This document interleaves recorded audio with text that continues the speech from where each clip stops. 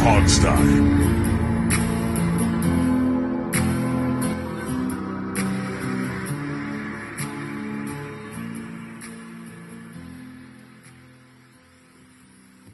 Hey everybody, welcome to the Hogsty, and it is a Juneteenth episode, and Steve and I are actually recording this before it's dark out, because It's a miracle. we both have government jobs, and they gave us the day off. For a dumb holiday. And literally like seconds before we were recording, I was talking about Firehouse, Yep. the band from the 80s. So that's where I live. Yeah, yes, that is where you live. Sad to say. Yeah, I mean, you technically live in the state that created this weird holiday, so there's Yeah, I that. do. And I don't have a problem with like celebrating the end of slavery is certainly a noteworthy Yeah, marker to worth celebrate. worth shooting a firework off for. Yes, but Juneteenth itself is a made-up day that's somewhere in the vicinity of when the state of Texas started to notify some of the people in Texas alone that slavery ended 6 months ago. And Right, so it's not really a celebratory worthy day. It's supposedly when Union troops landed in Galveston Port. To And enforce the Emancipation Proclamation and right, and said, "All right, all you people, shut up. You guys are free. You guys just shut up again." except pretty much. Yeah.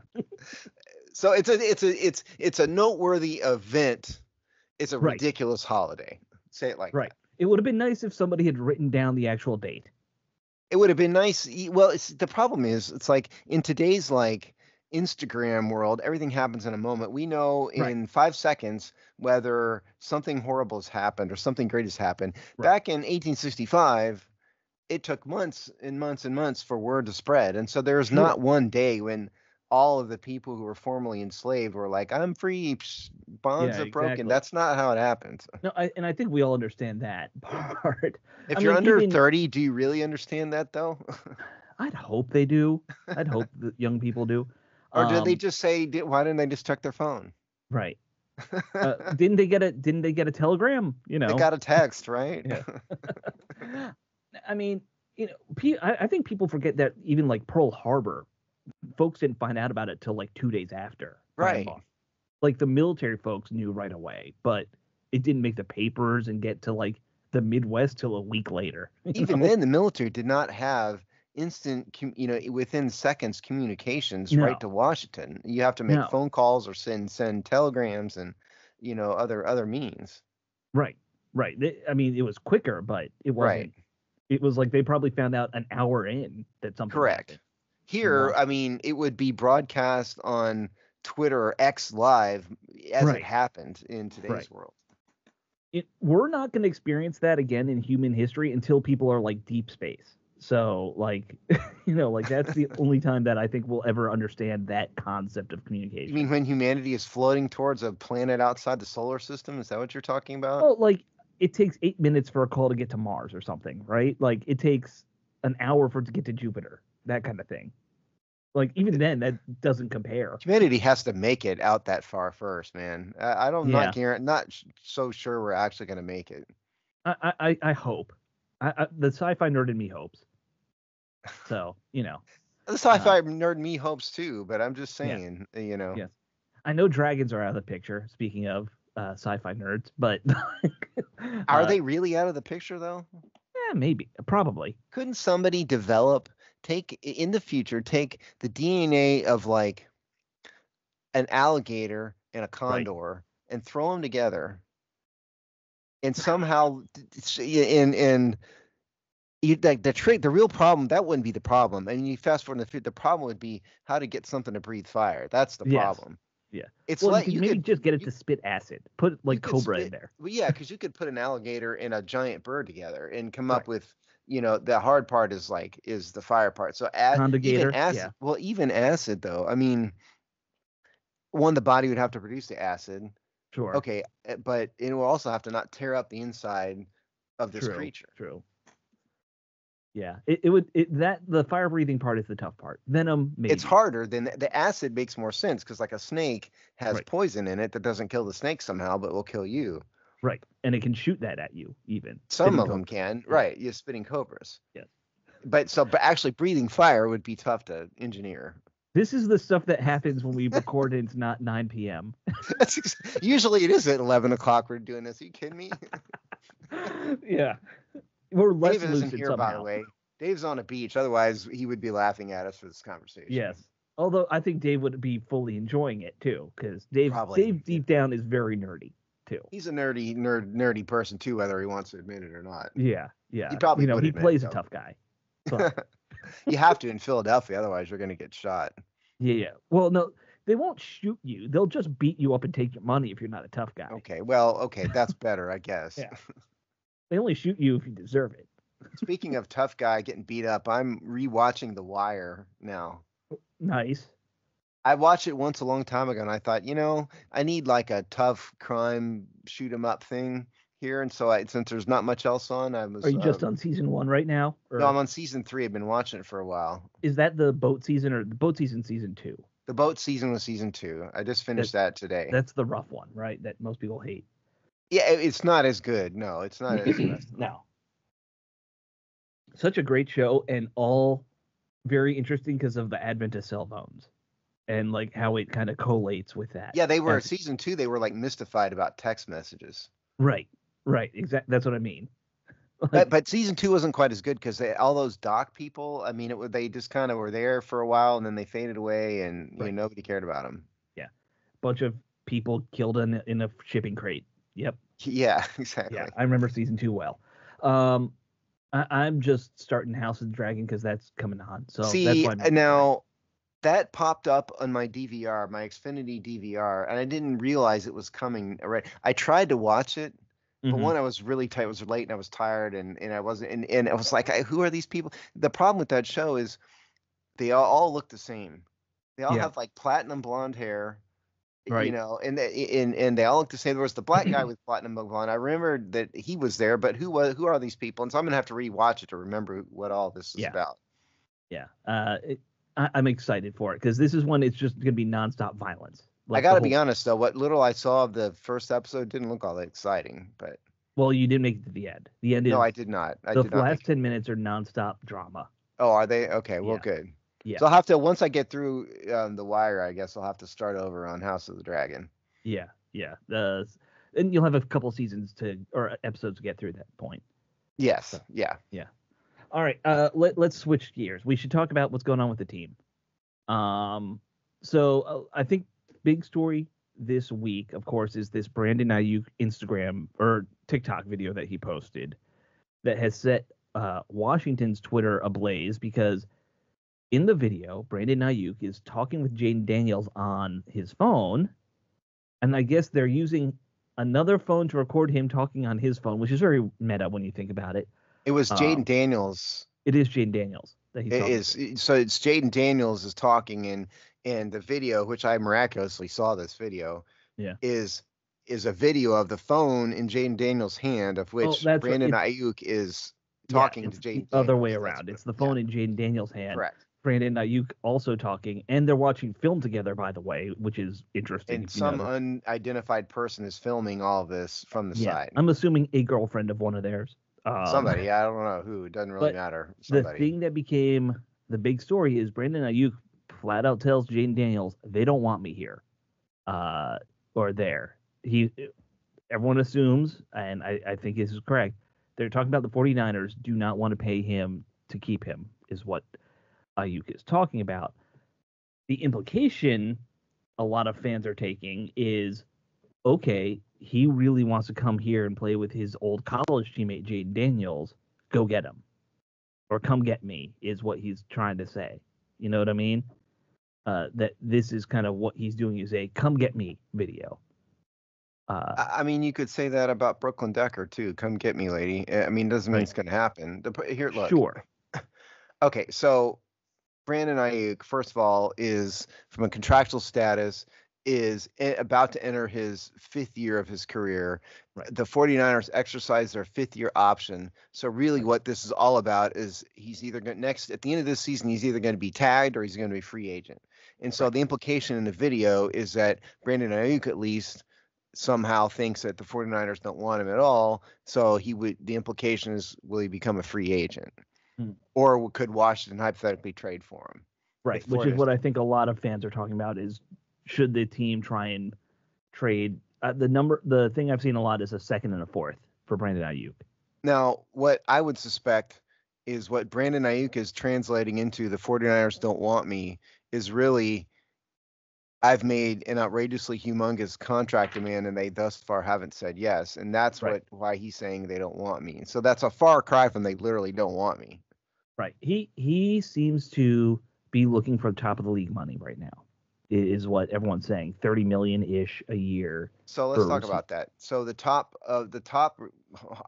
receiver with the highest cap hit in the NFL is Tyreek Hill at 31 million.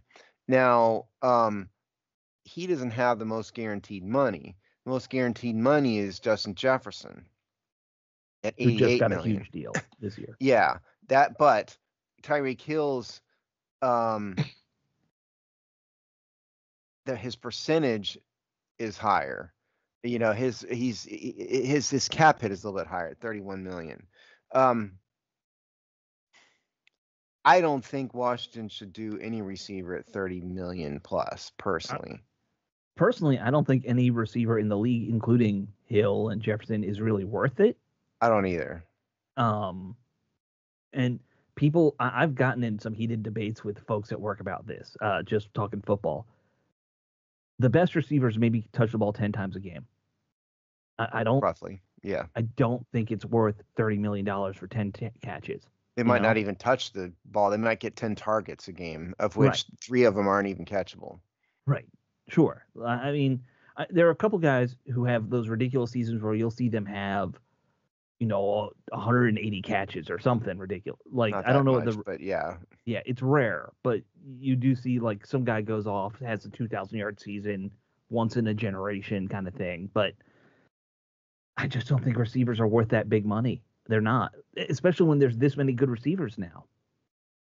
Yeah. First of all, from a cap, so I did, by the way, as a cap update, Washington cap update, I did input all of the rookie contracts. I'm not going to go over the details of that, all of them, but suffice to say they're at about 36 million in under the rule of 51 in free cap space. So they could take on a massive. They could if they wanted to. Right. I tend to agree with you. I don't think any receiver is really worth that much to me. I mean, I might. So, like Terry McLaurin, I can flip to my Terry McLaurin page here. I think he's at 22. Let's see if my memory's right. Terry McLaurin, here he is. He's at 24. 24. Dang it. Yeah. I'm getting rusty, Steve. Yeah. Now, I wouldn't go much above that. I mean, I would almost see the other problem is, I mean, they've got McLaurin, they've got Dotson, who is a first-round draft pick. I think you kind of have to let him go. If you're going to bring in Brandon Aiyuk, you can't have 3 of these guys on massive contracts. No, you can't have 3 big guys. So maybe hypothetically, I think what would make more sense would be to throw Jahan Dotson in there. If you're going to trade something, throw him in too. If the 49ers even wanted him, and maybe they don't. I don't know. Right. No, I that wouldn't be the craziest thing if you're doing a trade scenario. Is throw. I just think because you got to get some of the salary cap hit. Then you cannot have 3 guys on $20 million contracts, which they would if. I don't know if they're going to re-sign Jahan Dotson though. Anyway. Well, I mean, that's the big thing. He's a big question mark still. He didn't have a good sophomore season, but he's got this year and next year under his rookie deal. So assuming that, they want to, let's assume they made this move. You're going to have to sign Aiyuk to a couple year at some high price. Let's say it's not 30, it's 25. You can't do it for too long. Because eventually, if Jaden Daniels works out, you're going to have to pay him a massive amount of money. Like, the long-term... this is the time to do it, though, generally speaking. You have a rookie quarterback contract. This is the time to spend big on a few spots like that if you want to. So, I did do a deep dive into Jahan Dotson's stats. Yeah. For a little... It was kind of a throwaway column, to be honest. But his there's no doubt by every measure, his stats took a dip in 2023. Is his drop percentage, yards after catch, all these Yep. things. But with the exception of the drop percentage, the entire receiver core had drops. It had the same drop in stats, and it's probably due. If say if it's only Dotson, you say, well, Dotson's performance suffered. It's all of Right. them. You kind of have to blame the quarterback and probably the terrible offensive system just generally last year. And by the way, I pulled up some. So Yeah. there have been 5 players in NFL history who had more than 200 targets in a season. That's And it. it's not a Okay. tribute. That's it. Rob Moore with the Cardinals, Herman Moore with Detroit, Marvin Harrison with the Colts, Calvin Johnson, Detroit, Julio Jones with Atlanta.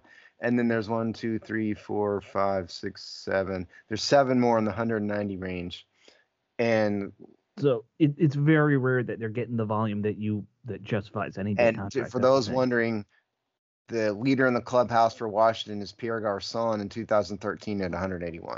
So there's I your remember trivia. that. That was Yeah. a good year for him. He was productive, man. Yeah. Yeah. Yeah. So there you go. So that's We that. we I feel like we already sleep on how good he was for the Washington Redskins back in the day, man. He was It's been a while since they've yeah. had a good receiver, so, It other than has. McLaurin. Yeah.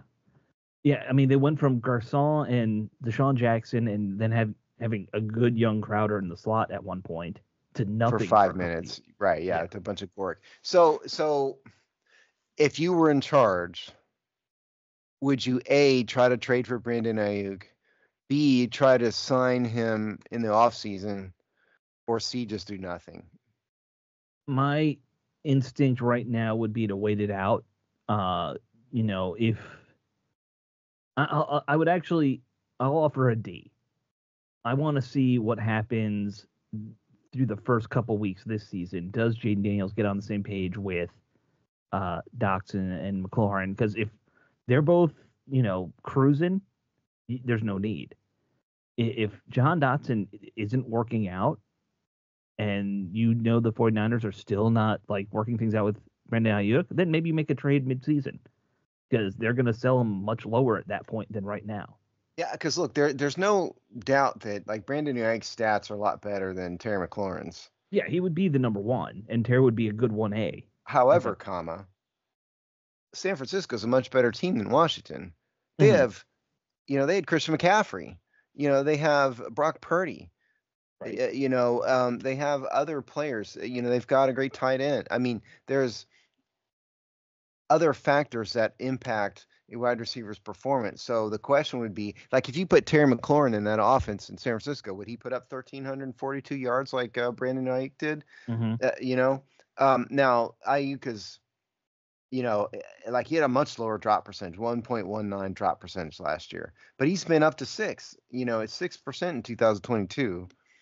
So I don't I mean, yes, he is a great player, but I mean, is he really worth between 20 and 30 million on a team that already has Terry McLaurin? Right. And one thing I'll say, I think Terry's best asset, of course, has been his professionalism and leadership skills. Oh, absolutely. Like I'm always okay paying guys who have that element to them. Does Brandon Ayuk have that right now?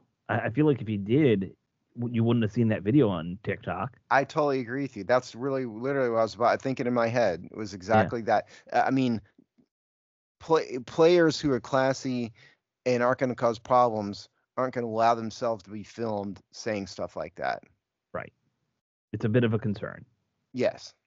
And it's not the end of the world, but it just makes you question his leadership ability. Is he just, that's what it does to me. This isn't going out there speed racing on a highway and crashing your car and being a jackass about it. This is enter Kellen Winslow, for well, example. I was talking about the Kansas City receiver. Well. Rice, yeah. Oh, Rashee Rice. Yeah.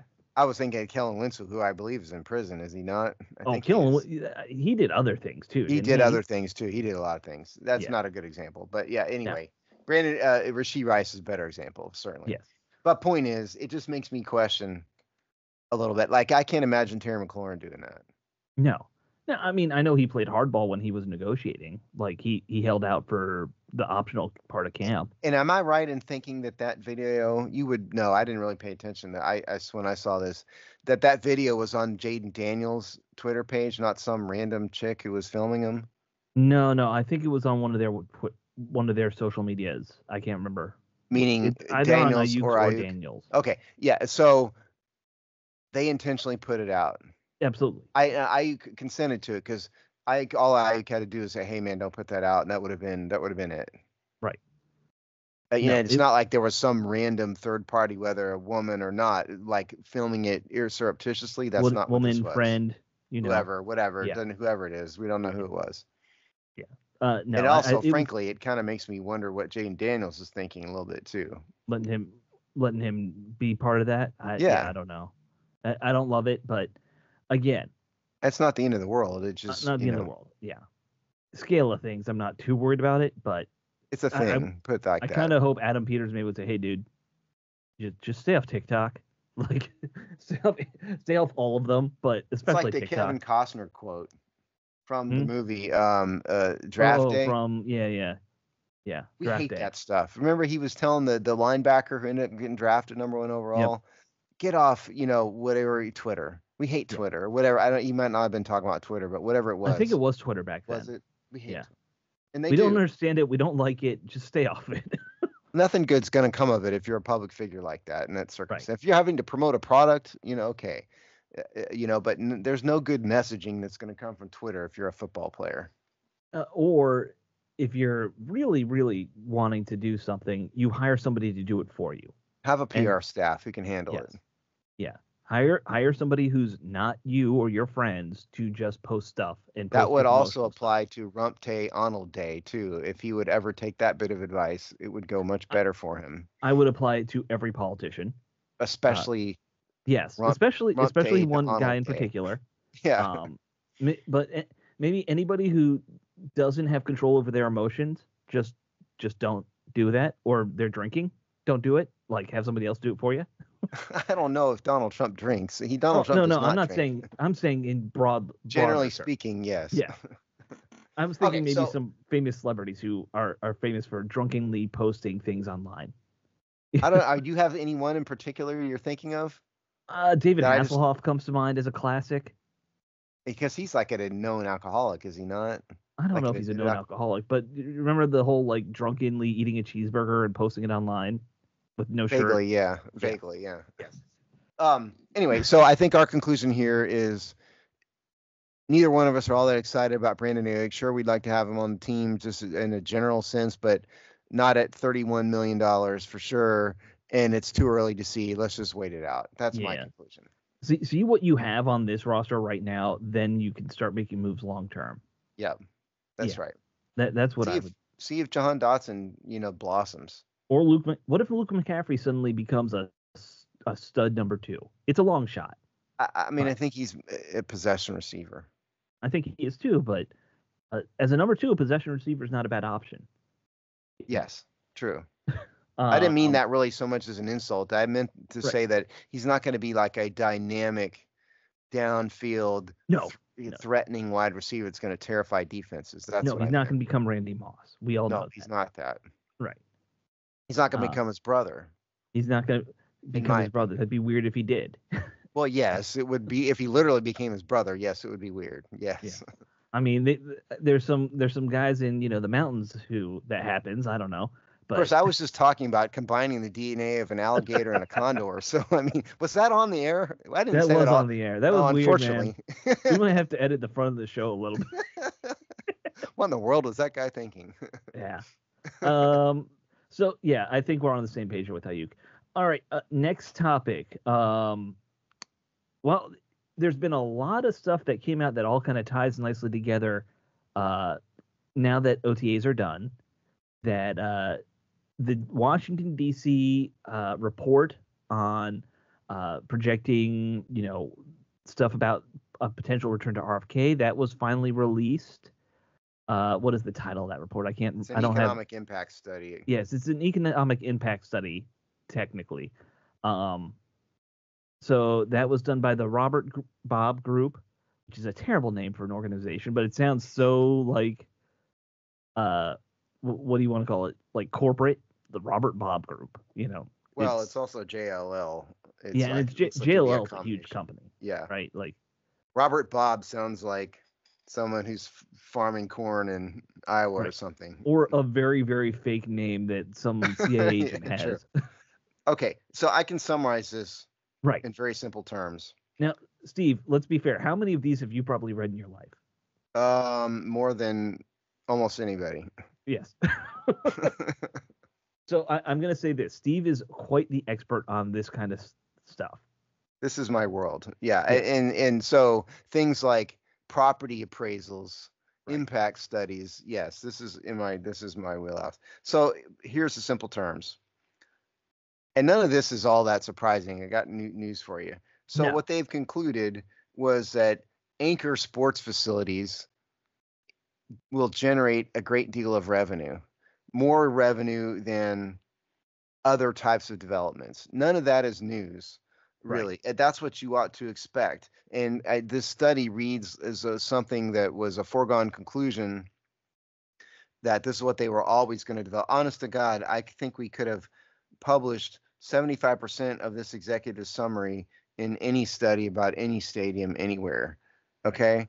And so what they're saying here is district major sports teams have catalyzed neighborhood prosperity. That is the line you will hear for stadium development. Okay. Neighborhood prosperity. It's going to generate, the whole idea of building a stadium in the real estate world is that it's going to generate development around it. Sometimes it works and sometimes it doesn't.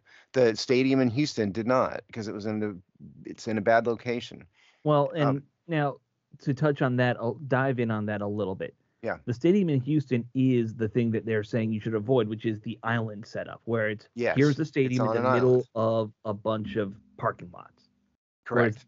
the anchor model, which has become more popular, is stadium in a corner, parking lots on part Well, of it. it's not so much a stadium in a corner. It's that the property can be developed in such a way that development can be done around it. Think SoFi Stadium Right. in Southern California. And that is what's that? Stan Kroenke. Stan Yes. Kroenke is a major real estate developer, and so Right. what He he knew did what he is was he doing. made the stadium the centerpiece of a major commercial mixed-use development around it. That's Right. what Anchor is. The Staples Center in Los Angeles. It's Right. not called Staples Center anymore, whatever it's called now. I mean, Most basketball stadiums, even most baseball stadiums done in cities, are done in that but anchor mode. Staples Center is the one. Again, it's not called that anymore. That's the one that really sticks out in my mind because Right. there's a whole development around it. Whereas on an island, as is Hmm. NRG Park, is because it's just in a bad area. It's out from a major city perspective, kind of in the middle of nowhere. Yeah. Nothing is going to develop around it. It's Nothing to by the develop. abandoned Alamo old not Alamo Dome, is it? Uh, What's it called? The the Astro Center or whatever. Astrodome, Astrodome. which Yeah. by the way is still there because nobody can figure out what to do with it that would be economically productive. So that's Right. what you want to avoid. And so what this executive summary says is um, that a properly developed stadium could mean more to the city of Washington D.C. than any other type of development. That's if Sure. done properly. That is what this says, and none of this is news to me. Right. That whole fifth section, which talks about it, you could, like you said, you could copy and paste that into every stadium Yes, development plan uh, ever made from now through eternity until somebody the figures out a plan. right. They don't always execute it properly, but the Right. plan, yes. That's the other part. And that's not, and like that didn't really happen for FedEx Field, mind you. Right. Because it was done on a limited budget from, Hmm. by those standards at least. And again, it was in an economically depressed area. Right. They didn't develop around it. Right. They would have had to gentrify the whole area, and that just never happened because, Jack Kent Cooke didn't own. He owned the park. He owned the stadium, and that was it. Nothing else Right. around it. Now, and again, it's a stadium in the middle of a bunch of parking lot. Like there's nowhere to develop close to it. even Well, if and it's that not him mall doing it. that Like, was there's nowhere what for the was community to develop into it. well the name. What was the name of that mall that used to be there? That was a Well, horrible, Largo Mall, terrible. yeah, Yeah, a horrible, terrible. Gang-ridden, crime and violence but place. it's on the other side of the highway. it's Right. yeah, not even close. Right.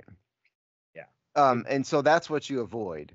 right. And so what this is saying is, in summary form, if Washington and or the team and or Josh Harris individually does it right and creates a quote anchor sports facility, then it could mean a ton of money for everybody. That's what Mhm. all 70 something pages of this thing mean.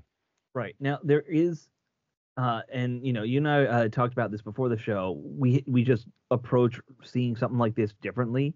You read a lot of the summary. I instantly go to their numbers and their estimate, their projections, their key assumptions, as they call them, about costs and tax revenue and stuff like that.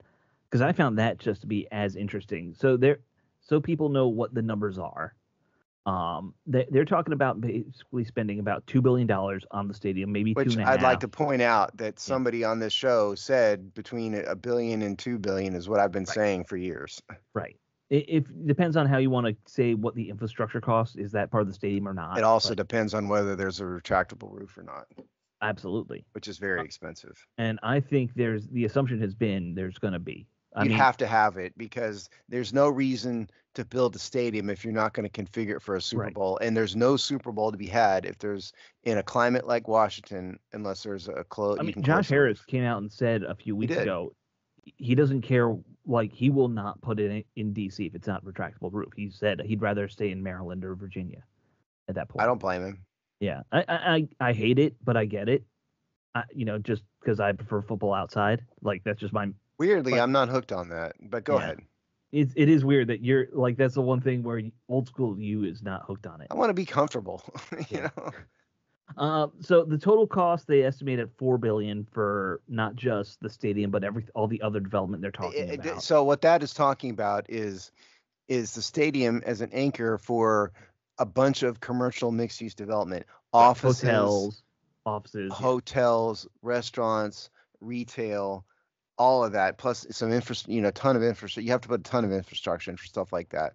Yeah. Also, so they're talking about an entire development, not just a stadium. And so what's unstated is whether that would be Josh Harris Mm-hmm. doing all that, whether it be the city of DC allowing that, finding developers, whether it's some combination of a bunch of things. No, they're just saying, generally speaking, that's what this would cost. Yeah, I think that, and that's not what they get into here. I think it would be interesting to see how that stuff breaks down, because if you are saying, all right, we as a city are doing this, then Well, so this is my world, okay? This yeah, is literally exactly my world. And like cities don't do this directly. So if a no, no, city owns the land, the city would then either sell the land to a developer or developers with conditions that says they have to do X, right, or they would ground lease it to developers, but right. to say they have to do X. And so no city is just going to build it. City, that's No, not no, what no. cities do. Cities, I understand they don't, but I think which is more beneficial for the city then is really them doing the ground lease, I assume, not Harris doing all the Well, infrastructure stuff. I mean, no, I mean, the ground lessee is going to do all the development anyway. Right. Okay, so if the city would ground lease land to Josh Harris, city they might kick in a couple $1 million here and there or whatever, but Mm-hmm. Josh Harris is going to be the developer, whether he owns it or whether he's ground leasing it. Josh Harris is going to do all the development. Gotcha. So it really doesn't matter if you lease it to Under that Harris or setup, although Clark. some cities, like in Houston, there's a governmental entity that was formed Mm-hmm. that owns the property. Okay, there's a Harris County Sports Authority that owns this Right. property. We have the same thing in DC. Yeah. Yeah, and then the Texans lease the stadium from the Sports Authority, and so that's how DC could own and operate the property. Right. And as a matter of fact, they're not allowed. They can't sell the property. They can't sell RFK Stadium to Josh Harris Right. because the authority granted under that bill that has not been passed or signed by Grandpa yet Right. is not. It says doesn't say they can sell it. They're the lessee. They can lease it out. That's it. Yeah, yeah. Okay, so it'll have to be at least Yeah. anyway. It doesn't have to be in DC though. I mean, No, I no. know you want DC. If it were me, I would build a stadium in Virginia probably. I would avoid just because Virginia's politics are such a mess at this point when it comes to this stuff. I don't think DC's Virginia's viable. politics are just as much of a mess, man. I got news for you. I, There is DC's no are on the federal non-messy level. politics. Once if they can get the land, it'll get done There are much no quicker. non-messy politics when it comes to funding stadiums. I'm And sure that. DC's government is a train wreck. Okay. I mean, yes, there are political issues in the state of Virginia. There's a Republican governor and Democrats in their legislative body. I mean, I get it. But I'm just saying, generally speaking, if I were Washington, I would want to build a stadium in Virginia and not deal with DC. That would be my choice. Uh, I would say Maryland's your better bet outside of DC at this point. Where Just are you going to put it in Maryland, though? uh by the casino. That's the That popular. would be the logical spot. Yeah. But I mean, Yeah. can't think of another good spot for it. Whereas in Virginia, there's any number of places. I mean, yes, people who are on the Maryland side or in DC would hate having to drive all the way out to like somewhere near Ashburn or Centerville or wherever for a Right. stadium. I get it, but the stadium's going to sell out anyway. Whether I mean, if it's going to sell, it's going to sell. Is my point. It's not going to be driven by the locality of the population, centers. Because Mhm. there's three different population centers: Maryland, Virginia, and DC. Yeah. In fact, in some ways, there's like five because there's weird clusters in the each suburb. Yeah, fair If you, enough. yeah. Right. So it doesn't have Um. to be in the middle because then people are going to have to drive no matter what. Is my point. If Oh, it's in sure. Somebody has to Maryland, drive yeah, and right, and you as a DC resident or don't want to Metro. drive. If they're smart, Right. it's at least going to be by a You're Metro going to this have to time. travel. Is my point. Yeah. So the only other findings I thought were interesting, and I'm not going to go through all the And numbers. I If didn't read you're, every word of this thing. I just barely flipped yeah, through yeah, it. And if you're a season ticket holder, they did project some season ticket costs. And if you download the report, it's on page 63. Actually, pretty reasonable. I shared it with Rick Snyder, who did a whole one of his Rick posts about it. His little 2-minute videos. So the prices are not crazy. So like club level seats 338 per ticket. Um, they go all the way up to a 700 level, I think, or a 500 level. you know what's Cheapest missing tickets. from this? Hmm? What's missing from this? What's that? PSLs. Yeah, I didn't see anything about PSLs mentioned. So you gotta assume like FedEx. What do they call FedEx Field now? Just Commander Stadium. They Okay, I don't have a refuse to name. use that word, so I'm gonna Yeah. continue to say FedEx Field. We could go back to Raljan. How about Raljan? Raljon, Yeah. perfect. So Raljon does not have PSLs because Jack Kent Cook did not want them, and blah blah blah. If you're It was a gonna new spend, thing back then. yeah, Yeah. if you're gonna spend 2 billion, a combination of people are gonna spend $2 billion on a stadium. There will be PSLs. It may not be every seat, Mm-hmm. but some of these seats are going to have PSLs, and that is a huge cost for some people. I guarantee you that crazy $50,000 luxury suites will have PSLs because the Yeah, I mean, companies. I'm talking about that because people on those are mostly corporations, but Right. like club level seats, some of the premium non-club level seats, those are going to have PSLs, and you guys are going to have to just get over it. Yeah. Yeah. Yeah. I'm But sure I that's don't see true. that addressed in here, is what I'm saying. In No, this, no, I don't think it was. Yeah, that's a good observation by you that they missed it. Um, or I don't know if they missed it, intentionally they did just not didn't. include it, maybe. Yeah, they just didn't address it. So you Yeah. gave this to Rick. I'm surprised Rick didn't ask me to Uh, talk on his video he about this. was. I just sent him a little note about it Oh, you did? because he didn't see the number, so I was like, hey, it's all I've talked back on his here. show before about stuff like this. Yeah. Yeah.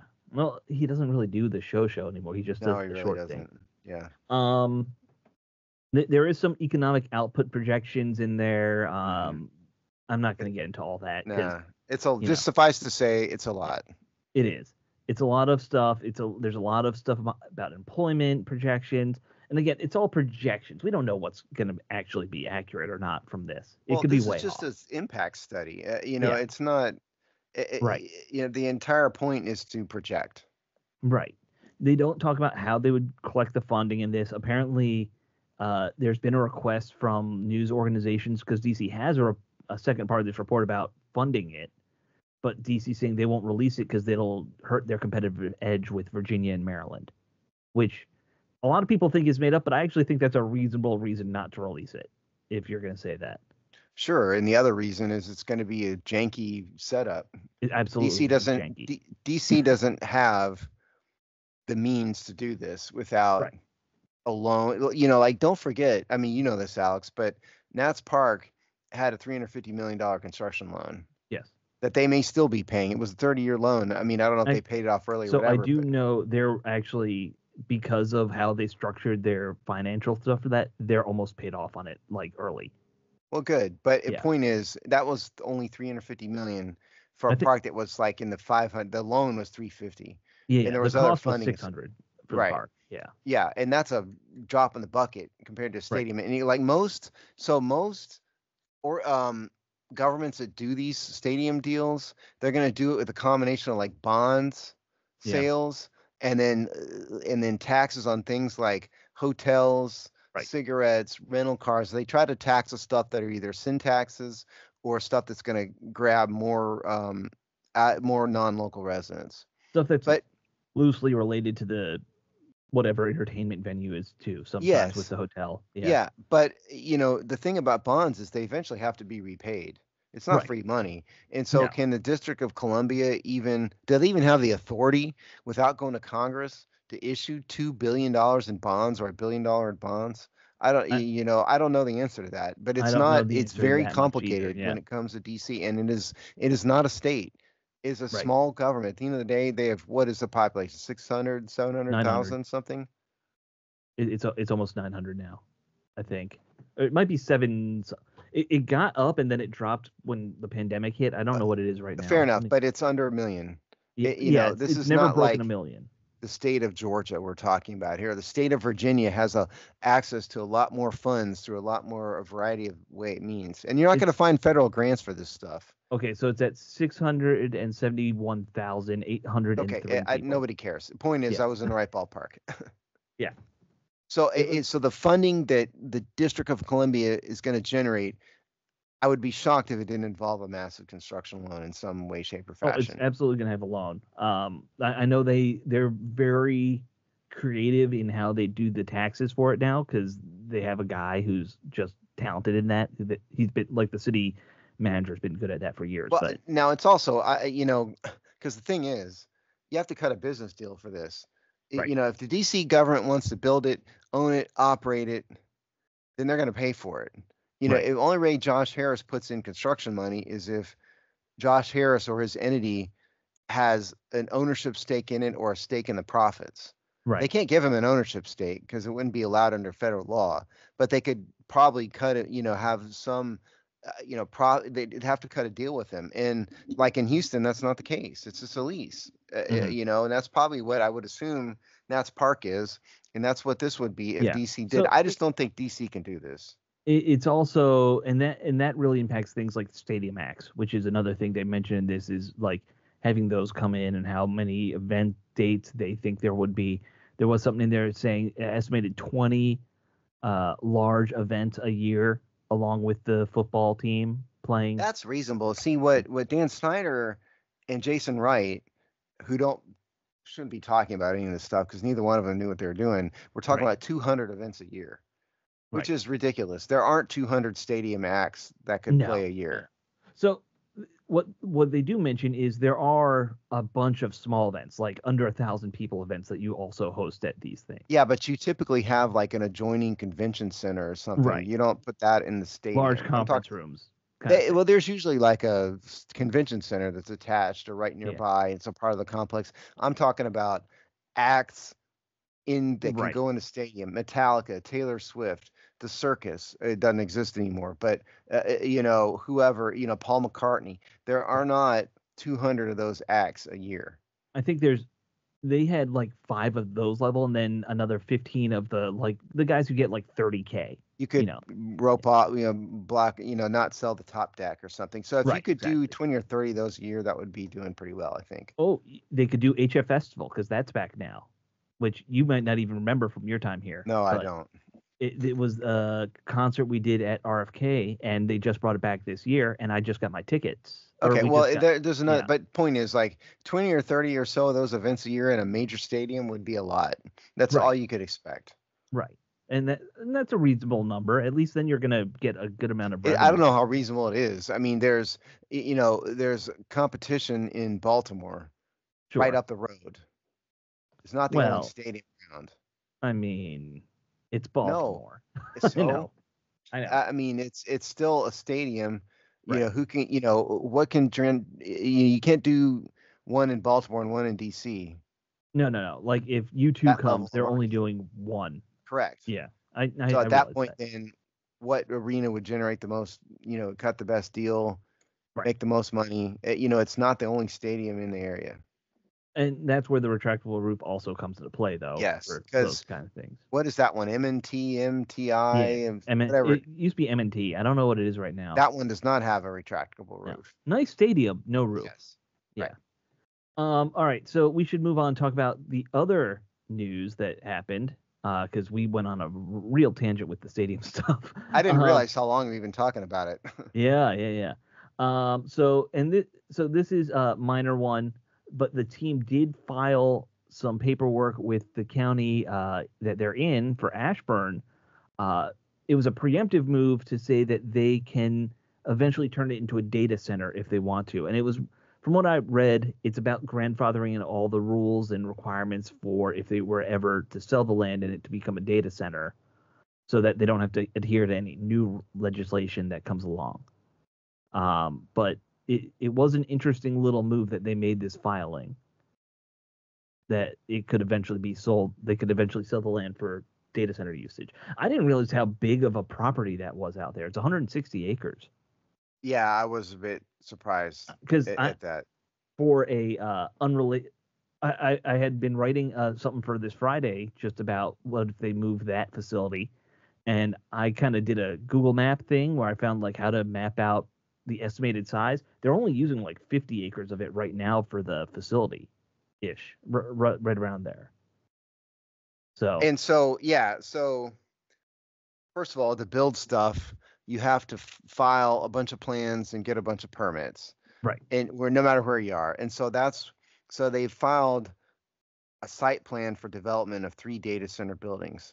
right, But like you said, there's a lot more to this property than just where the football part is. right. They're not using 2/3 of it basically. Right. Yeah. So they So this doesn't really mean anything in terms of, oh no, the football team's no, leaving. they're That's not not necessarily moving the it case. yet. But there's always been the assumption that whenever they build a new stadium, they'll build a new facility And somewhere. I found that the column that Alex sent was from something called the Burn, which I've never heard of I've before. never heard of it either. Yeah, data center plan filed for Commander's property in Ashburn dated June 17th. It's not attributed to anybody, but they did get a comment from the team. And here's the comment. And it's going to make me say the C word because it's in the quote. Just say C words. The Washington Seawards are committed to the Commonwealth.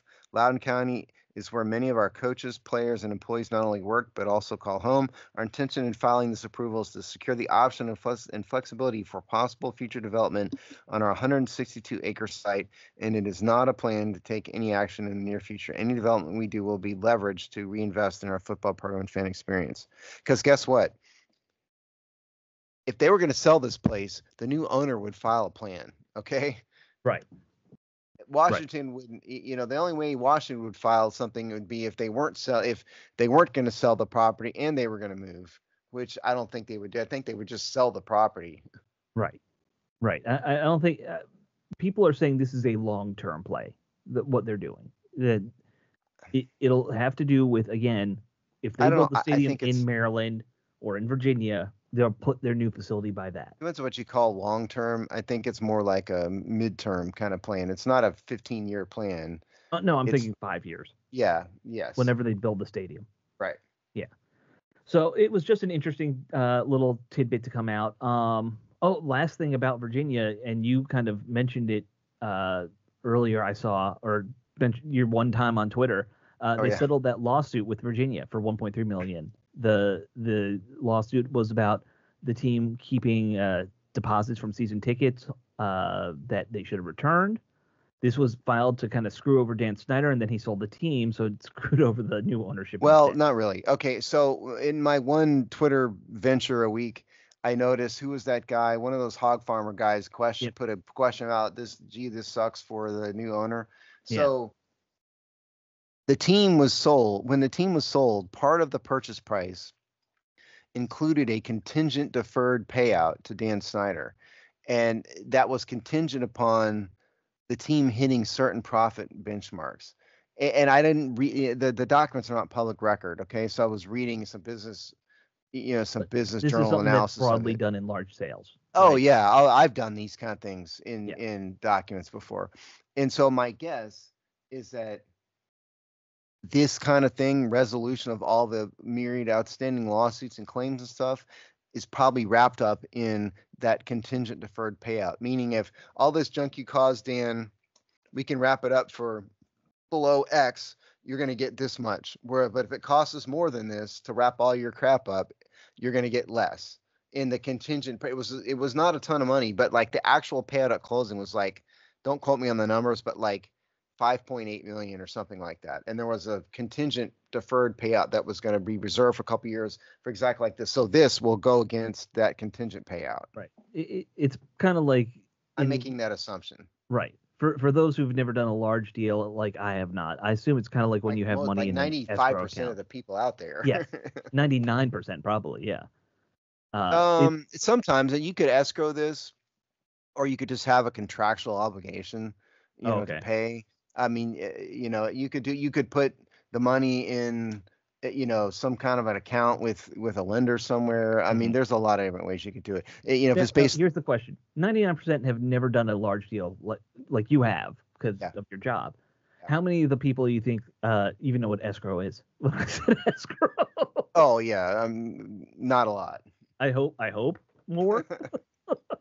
not a lot. Uh, yeah. So Um, don't think so. Yes, yeah. it's Josh Harris getting screwed, but not really. Right.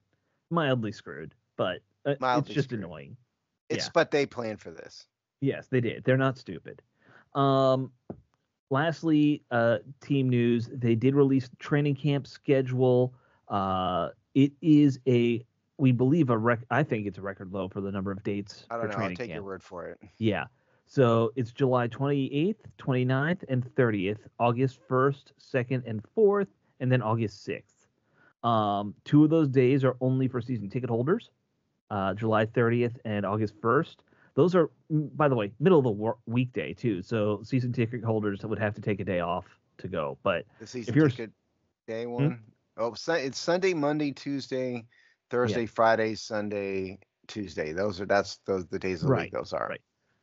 Here's the thing that I found interesting, just because I've gone to camp for a couple years now for the show. Just even as a fan, when we stopped getting press passes, they're You're not going to welcome. have the shuttle buses this year. Um, for the fans who park at the Dulles Town Center, because it used to be you park at the Dulles Town Center, which is a giant parking lot in the middle of nowhere, and they shuttle you on school buses to the camp. So now how are you going to get there? You have to, if you get a parking pass, you get a parking pass, If not, you're and walking down the street. I, if not, I guess you're walking 6 miles from Metro. Yeah, A long which is way. what I'm gonna probably do We because will I'm not. try to get our credentials back. Team, if you're listening, we would like our credentials back. Yes, I we am don't. not We sorry. do not badmouth the new owner like we I did am the old not guy. sorry for what I said about Dan Snyder. All of it was true Yes. in my views. We have not said anything bad about Josh Harris yet. No, he seems like a nice guy. He's a decent guy. He's Yeah. professional. That's all he is. So Yeah. Yeah. if you're going to continue to hold against how we badmouth Dan Snyder, fine, Right. but give us a break. Everybody Yeah. was doing it. Maybe us just probably more because we don't really care what we say because we're not making any money on this anymore. Steve and I lack filters. Yes, me too. But yeah, I thought that was interesting. I don't like that there's no shuttle. It does seem like they're trying to have less training camp, which I've learned is apparently a thing that a lot of NFL teams are Well, doing. let's be honest. I mean, this would be a massive one. New owner, new Yeah. quarterback. You would have it could get unwieldy. If I were a team, I would want like in a private moment, I wouldn't want to admit this publicly, but I would want less fans there. Just the headache of it. Right. Like the players and the coach and stuff, I wouldn't want the headache of dealing with fans. They can't say that out loud, but that's I know. if I were, that's what I would want. And so this may be the way of doing that and not saying it. All right, so that I I understand also that. noticed, sorry to interrupt you, but I also Yep. noticed that there is also not an Andrews Air Force Base Day on here either. Well, so that would be when the team travels to Andrews, which Yeah. wouldn't be a training camp day anyway, technically, because I thought it was a training camp day when they did it's that. part of training camp, but they're not gonna let other fans in there. It's only but it's just not publicized, not published in here. That's all. Yeah. Anyway, I go don't ahead. know if they'll do it, but I'm I assuming don't. they're gonna do because It's they've not done that. mentioned They've done forever. that every year forever, haven't Yeah. they? I mean, that's for a long time at least. Yeah. I understand what your argument is, and it makes logical sense. I would also argue you are still the most unpopular team in the league. Oh yeah. You need to do everything you can to get people back. So that would be my counterpoint to what you're saying. That's what the marketing people would say. I'm talking about from the perspective of like the coaches. I understand and the players. You are an entertainment industry. Yes, I agree. If it were me, right, and I was in charge, I'd want to make the biggest damn crowd I could get out there. Right. Especially this year, you're not going to have Jaden Daniels as a rookie any other year, but this year, right? Yeah, and it is a balancing act. I think we all understand that, but hire some more security for God's sakes. And, I'll be taking the Silver Line out to wherever the hell it is, and then hoofing it. Or is there like a taco truck or something out there or something? I mean, did they? They do food trucks. Yeah, they do. So last year, what Harris did, and I liked this, they put up grandstands for fans to sit in. Like you didn't just stand on the sideline. There was actually for 8 hours. Yeah. Yeah, there was actual seating. Probably, I don't know, like enough for 5,000 people. Like it was a good sized grandstand, and they had food trucks behind them, like 4 or 5 food trucks, and the souvenir or gift shop, whatever you want to call it, behind that. So you can't in good faith charge people for this because that's just kind of bad form. And Snyder also tried the NFL prohibits it. Oh, do they? That you're right. But where I was going with that is saying they could make some of this money back just from the gift shop alone. Yeah, they absolutely do. Saying. Yeah. I went and bought like a little sticker or something. Yeah, I don't of course. remember. Yeah. And then I went and got some. I think I got Chinese food. They had like a good dim sum truck there. It was surprisingly good. Well, that's probably But anyway, so they could make. That's probably. Right. The team is probably not getting a huge cut of that. It was what I'm saying. No, they're probably like, hey, give us. It's probably some kind of licensing agreement where this truck pays money and is allowed to come out there and sell stuff.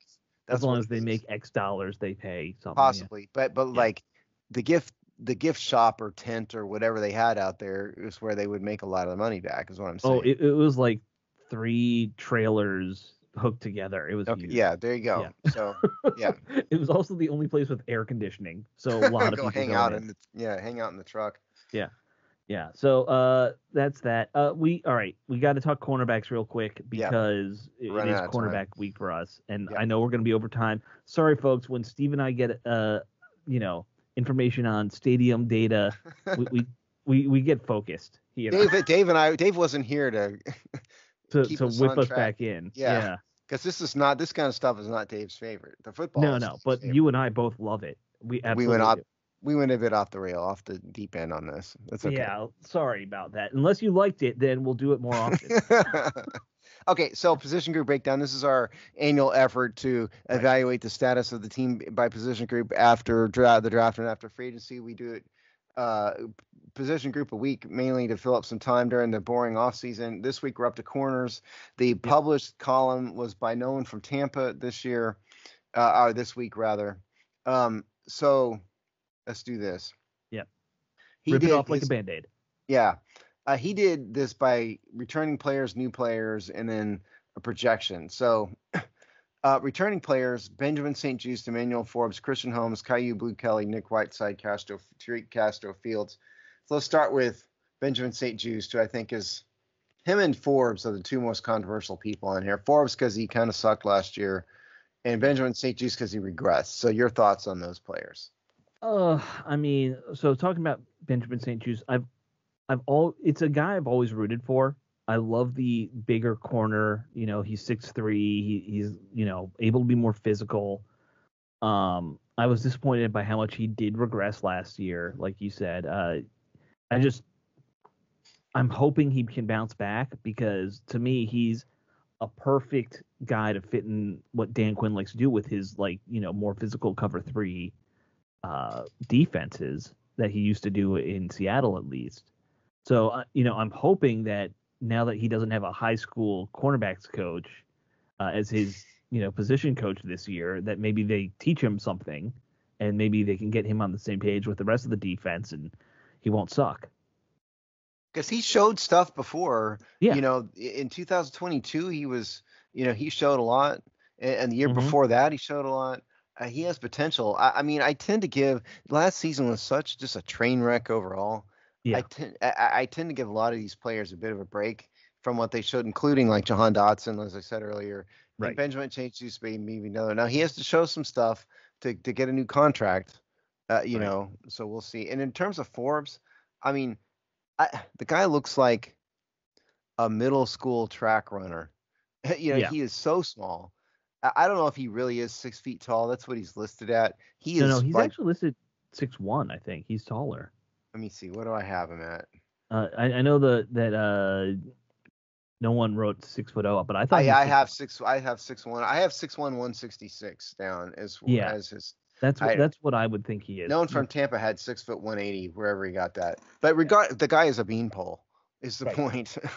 Right. And he was a disappointment. I don't know what to say. He was a disappointment last year. He's got a lot to show that he can actually be a long-term starter. No, the thing that hurt me the most watching Forbes, not just that he was struggling.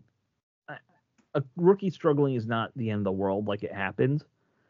He was in his own head. Like, you could see them. They didn't bench him because of the play. They benched him because he had lost all confidence, and you could see it on the sideline.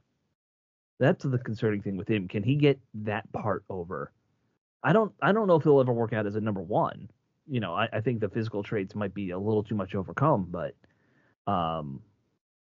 he's got to get the psychology right so he can at least be a decent player. Yeah, I mean, it's a new coaching staff, new team, new atmosphere. You got to think he's probably in a better state of mind this year than he was. I'd hope. Yeah.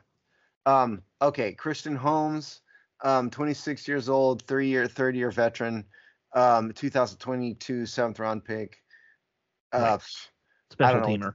Exactly right. I don't know. Dime corner, special teamer all the way. Right. Caillou Blue Kelly. Didn't even realize he was on the roster. I knew he was on the roster because I do the roster thing every week, and he did play a little bit. Yeah. Last year here and there, but again, he's gonna have to fight for a spot on the roster. Nick Whiteside, 2023 undrafted free agent, another guy who's gonna have to fight for active roster spot. He was elevated to the active roster at the end of last year. There's a difference between they can elevate a certain number of practice squad players, for a week. Tariq Castro Fields, he's been around a little bit on the practice squad and whatnot, but again, minor player. I would say of that group, he's actually the top in my mind, at least. I think so. I don't think he's more in the dime corner right now, but he's probably the best of that bunch. Probably so. So they brought in a bunch of new guys. And how much time do we have left here? We're overtime. We are. So we'll blow through this. All right. Yeah. So Michael Davis, Noah Ignoheny, I think. Yeah. James Pierre, Mike Sandersill, AJ Woods, Chigoziem, and Nusium. So let's start with Mike Sandersill, who's the 3rd round pick. Since we had a day off today, Alex, I did a film study on him. Oh, really? Yeah, and I will save. We don't have enough time for me to go too far into it, I don't think, here. I maybe have to save it. We ran out of time because we were talking about alligators and condor mixes. But yes, I will say that he really probably is limited to a slot corner role. He at Michigan, that's what he did. He was typically within 10 yards of the line of scrimmage. He's better in a zone situation than in man. He missed a lot of tackles. Saw him miss a lot of tackles. Didn't like that part. But he has good vision, good read and react. He can see the field really well. He's got good ball skills. He's very agile. I don't know if his long down the field speed is as good as his burst Right. necessarily. So I think the rumor that he was a slot guy, I think, is true, and that probably is his limitation. What? Well, now that said, if you have a good slot Not guy is as That's important as anything else in the league lofty now. goal. Don't get me Yeah. wrong, but Right. my point is, this is not your number one outside corner. No, no. Like that's what we thought, and after watching and studying his film today, and now I'm down with that. He's not gonna be that. I mean, okay. So I think that's, but you know what? Finding a good slot corner is so important in this league. When this team struggled at slot, other teams just ate them up. You know, Yeah. they killed them last few But years. the one thing with him, he's got to stop missing tackles. Yeah. And the other thing is because his size and his height and weight, he gets bullied sometimes. Like there's blocks he can't shed. That was Right. him. So okay, so let's go to Michael Davis Right. next because he's a veteran, 7-season veteran with the Chargers. He was a starter. Clearly brought in to challenge for one of the two starting spots. Yes, Right off the bat. Yeah. none of the rest of these guys. Well, him and Sandersill are the guys who are going to challenge the start. The rest of these guys are just backups. Noah Ingogany or whatever. Yeah, he'll probably be up there. He's a 2020 first round pick. He struggled. It hasn't panned out for him, but at least he's a veteran. Right. But Michael Davis is a starter. And so if Forbes he might beat out either Forbes or St. Juste to be a starter from the jump. So that's possible. Yeah. Noah Ignoheny, but we already talked about him. James Pierre, 2020 undrafted free agent. He's had only 6 starts. Special teamer last year with the Steelers. AJ Woods, he's a 2024 undrafted free agent from Pittsburgh. Okay, he's another tiny guy, 5'9", 186. Yeah. Chigozie Anusium, bigger guy. 6'1", 2024 undrafted free agent from Colorado State. So he's got a lot to prove also. So you want to do a projection? Who's the starter here? Okay, I'm gonna. I hate to say it. I don't think Forbes is gonna work out until I see him performing better. And maybe when I go to training camp, I'll see something that makes me change my mind. So I'm gonna say that St. Juste and Davis end up being the 1-2. We'll have we have a slot guy in Sandersill, and then Forbes will be on the team. But I think he's going to be more of like a rotational backup this year. Yeah, I agree with all of that, and I think that Sandersill will be the slot guy.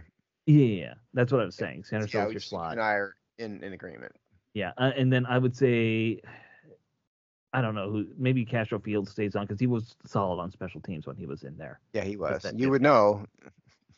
Yeah, Alex would know about the special teams part. Yes, I got to start watching special teams film. That's a thing that I got to start doing apparently. For not next week, but the week after.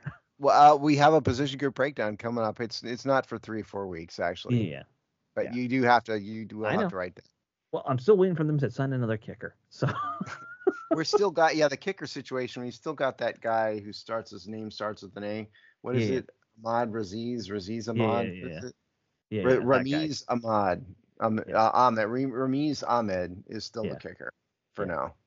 Yeah, I'm hoping we have somebody else by the time I have to write that article. Because I know one of your USFL love crushes got signed by someone else, did. Right? Yep. The most popular name, Bates, out there was signed. So anyway, we're not going to talk about that this week. That kind of wraps up everything. There was something else I felt like I wanted to talk about, but I don't remember what it was. So you're going to remember as soon as we hang up. Yep, we'll talk about it next week whenever I remember. All right, guys, we will see you all then. Until then, I hope that you all have a lovely rest of this 2-day work week or whatever it is for you.